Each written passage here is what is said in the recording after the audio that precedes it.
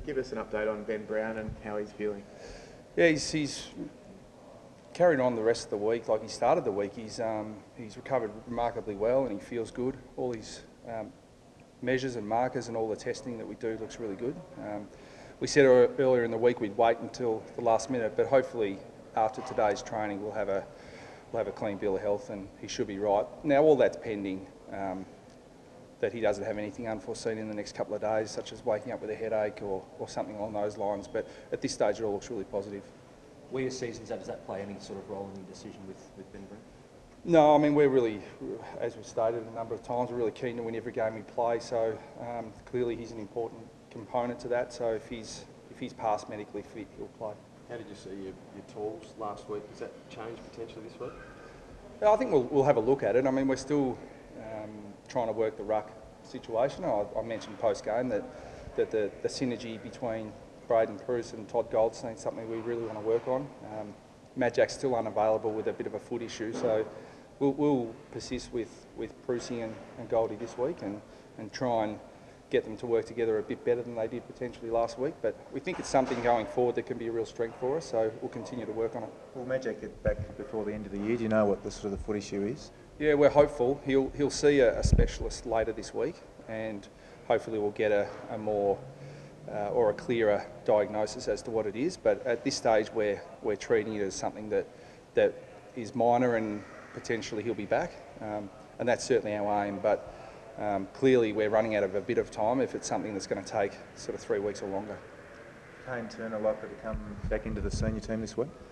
No, he's a really good chance. Yeah, he's done a power of work, so it's been quite a while since he had the PCL injury, but there have been some other markers and measures that we've been looking at really closely other than his knee, because when you have an injury like that, it can decondition some other parts of his body, and he's had a bit of a history of hamstring issues, so we've got to make sure that they all meet the requirements. But if that's all the case, then yeah, he'd come right into the selection frame. Is it potential debutants this week? Yeah, we've pretty much. I mean, Declan Watson played his best game at VFL level for us a few weeks ago. Then did an ACL at training, so he was probably the one who we were looking at pretty closely. And Ben Mackay is someone who we think has got a really bright future for us, but he's just missed so much footy throughout the year. So he's on the comeback trail, and hopefully, if he plays a couple of really good games, he'll be in the frame for the last round or so. Is it flattering that your name's been linked to the Gold Coast Suns and their coaching job? I haven't considered it flattering or otherwise. I just understand that there's always speculation. So I've said repeatedly that I'm committed here and I'm focused on the rest of the season and trying to win every game we play. So that's where my focus is entirely. Mason Wood and Corey Wagner, I think they're two injuries that are to be confirmed. Are you expecting those guys to get back this year, Brad?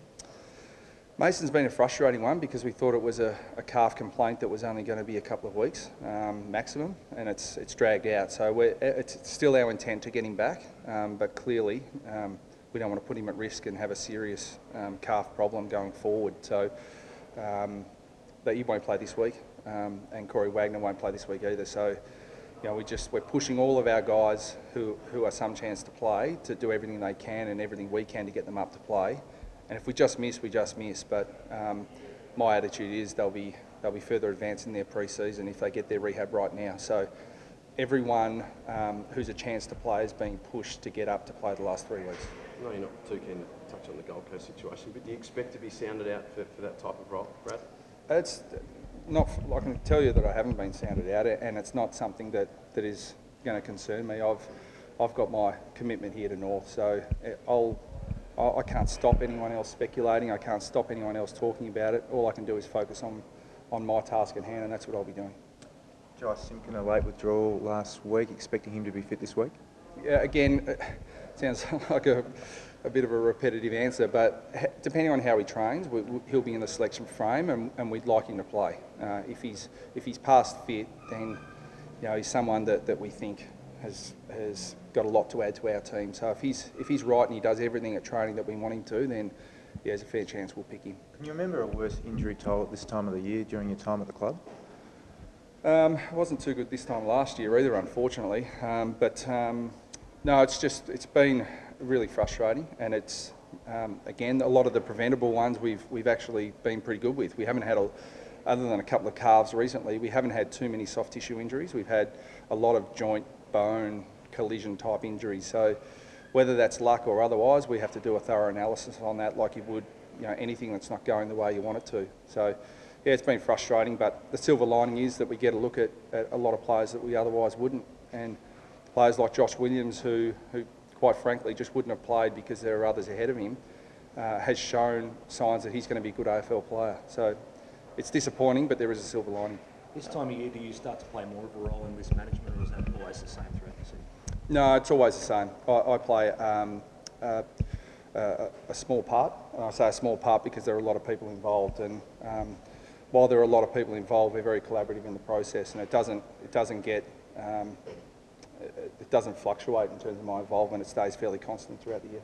Is it important for you to finish the season strongly to show that you're an attractive place, to come to potential recruits? I think the effort's the important thing, and the way we go about it's the important thing. I mean, clearly we've got some challenges, availability, all those things, but we'll still field a 22 that we feel is capable of winning each week. That's this week and the 2 weeks after that. So I think the most important thing is our attitude, our competitiveness, and our want for the contest. If we show all those things, and if you show all those things, you genuinely get a pretty good result. So that's more important than any win-loss, I would say. What have you made of the Hawks of late of the past month? No, really good. Yeah, they've a lot of teams had a challenging start to the year, and they were one of them, and they've responded really, really well. To their credit, their backline looks completely different to the Hawthorn of old, but they've adapted and changed their game style up, and it's working for them. So they've got some challenges as well in terms of personnel, and they've been playing great footy. So the challenge is going to be there for us, and we think we've got a few things that might ask some questions of them, and I'm sure they think the same of us. So they love playing in Launceston, we love playing in Tasmania. The skipper another knock on the weekend, but I imagine he just keeps on keeping on this weekend. Yeah, well, he should. Yeah, he should. He's just he's a fantastic leader in terms of he just wants to be out there and needs to be out there. And we've only had to protect him from himself once this year, and that didn't go down well with him either. But he's copped a really heavy knock, was struggling at half time, was insistent that he was going back on, and not too many players that can do that, can get hurt, go forward and kick 5.5. And how's training going to go in these conditions today, Brad? Pretty hard to hit a target? It should be perfect preparation for down south. We played some pretty windy conditions, and Launceston's probably, Brad Green's our Tasmanian resident expert, and he says Launceston's in a valley and it's not usually as windy, so we can be pretty much guaranteed it's going to be blowing a gale.